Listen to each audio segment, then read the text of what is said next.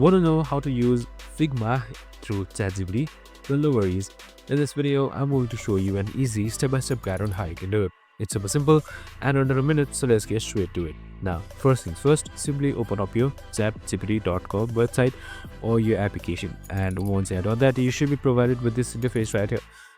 So once you're there, you should be seeing new chat on the left side. Just simply select new chat or just type in Ctrl+Shift+O.